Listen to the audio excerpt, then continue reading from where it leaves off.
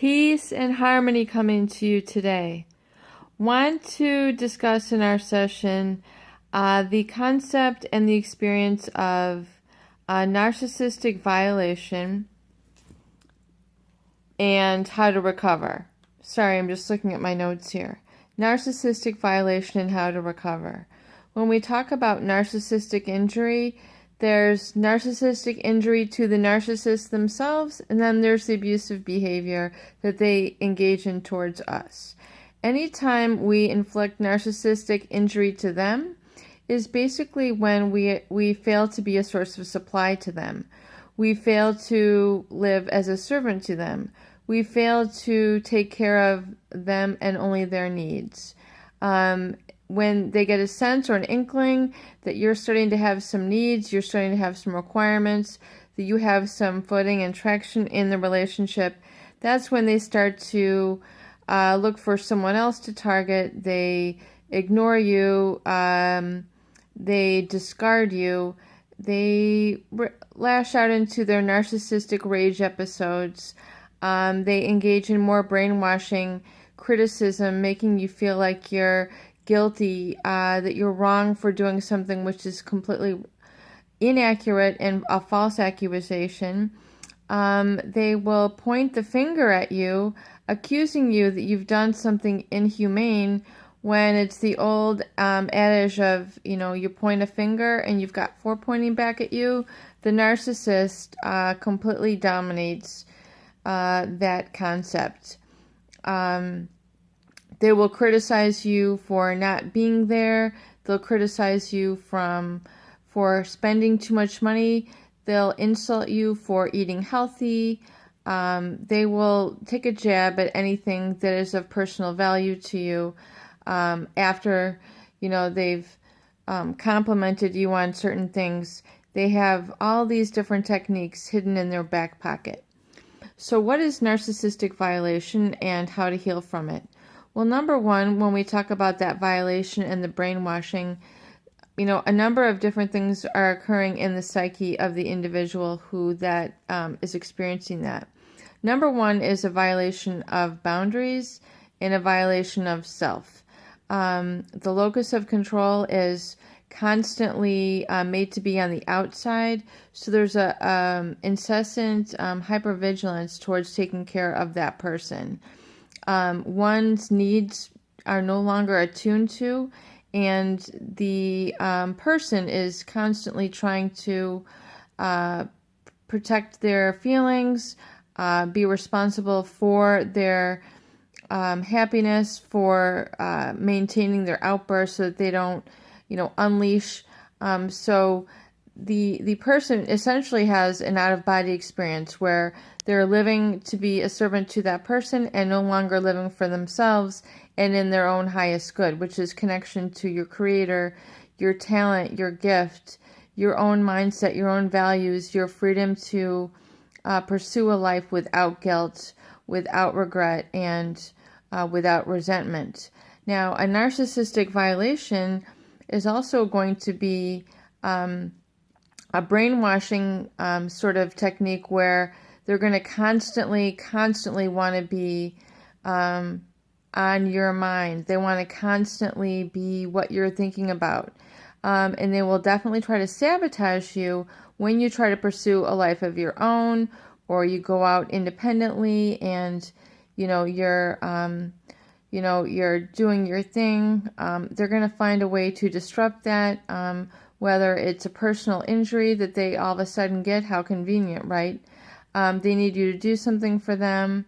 They have a crisis, or they're incessantly texting you, or they're splitting, where they're trying to create a jealousy and envy and giving someone else the attention. So you're constantly having to be in a state of fight or flight, stress, and trying to be hypervigilant and survey that situation so as to protect your relationship, so as not to be taken advantage of. But one thing you'll notice with the narcissist is that they're constantly playing you. They're constantly trying to figure out what is going to get you off your rocker and bring your attention back onto them rather than within yourself.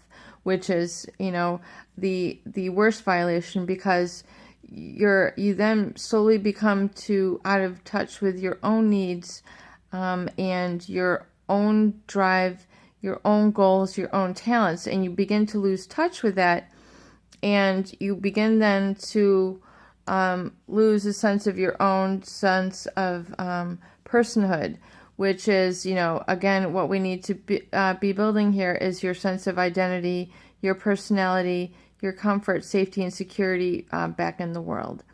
So heavy topic, yes, but it definitely is healing that needs to take place for you. I have no doubt that you can heal, you will heal. It's a matter of time and applying the tools consistently, daily, keeping yourself on track, because you're going to want to derail. You're going to want to go back to the narcissist.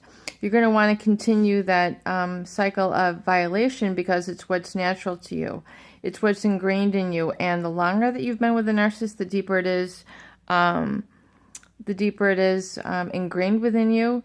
The deeper it is, those neural connections have formed in your brain and have created kind of a habitual firing of thoughts and emotions that are tied to preserving your integrity with them and preserving the relationship. So key thing we have to do is, again, look at restoring those boundaries, restoring your sense of control within, and getting in touch with what you really want and what makes you happy. And number one to do that is to clear yourself of the influence and impact of the narcissist. As tough as it may be to accept, as crucial as it is number one, very important for you to come back to your senses and realize this is the reality that's taken place. You have to swallow this pill. As I say before, it's a very large pill to swallow.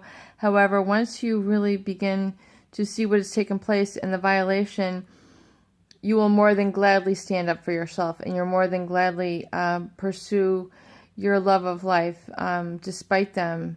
And that healing will really begin to cauterize in your spirit, and you'll really begin to have a sense of firmness and a sense of gratitude for having come through and recovered. You can get there. It's going to take a day by day, minute by minute sometimes process, learning the tools and applying them. As simple as they might sound, simple is very powerful. We don't need to get complex. We need to understand what has taken place, and we need to take action steps moving forward so that you can heal. So in terms of those boundaries being re-erected for you, the personal boundaries can be personal space. They can be personal mindset. So a personal mindset means having the intrinsic human right to your own values, to your own thoughts, to your own joys, towards your own talents, towards your own pursuits.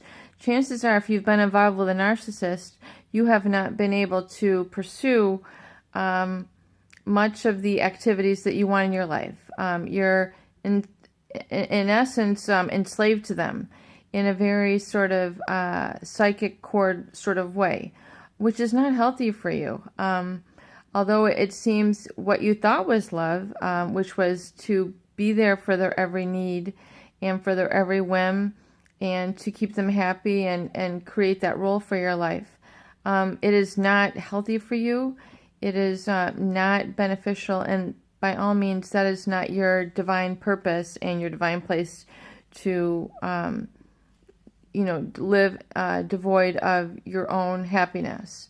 So in terms of re-erecting those boundaries, you need to erect them physically. You need to have the right to your own space, peace and quiet, your own music, your own belongings. 2, you need to have the boundaries of your voice. You need to be able to speak up, and you need to be able to be heard, and you need to be able to be respected. If you can't have that, then that's a good sign that the relationship has a red flag, and it's going to be toxic for you. And so with that, you just have to cut it loose and let it go. And we're going to speak in other future videos on how to really let go. But until you can really accept it, it's going to be very difficult to let go. And number 3 is reclaiming the boundary of your values. What do you value? What are your qualities that you have that are special and unique to you? I know that they're there. I know you have those unique values. And it begins with the statement, I am. It's one of the most very powerful statements you can say. And you need to be able to state this because chances are in your experience with a narcissist, you weren't able to even have those words without them being violated. Chances are your physical boundaries were also violated as well. You were barged in on. You were criticized while you were focusing. You weren't permitted to focus. Perhaps, there was physical boundary violations, sexual violations, being at a restaurant and being touched inappropriately in public, where you didn't feel comfortable for you, but you let it go. Other personal violations, letting them steal your clothing, do obscene things to you that made you feel humiliated, yet you misunderstood it in the name of love or sexual excitement or something of that nature when it wasn't truly beneficial and healthy for you. These are some of the boundary violations that have occurred, so you need to now erect new boundaries and protect yourself. And that begins with protecting your space. It begins with protecting your voice. It begins with protecting your values, and it begins with protecting your spirit. Knowing in your heart that you have these and to claim this as your God-given right and to not feel guilty and have no regrets about claiming your place in this wonderful world and healing so you can move on and have all the joy and relationships that you deserve. Love you. Peace and harmony coming to you. Please subscribe for more videos, tools, and sharing experiences so we can move forward in peace and harmony.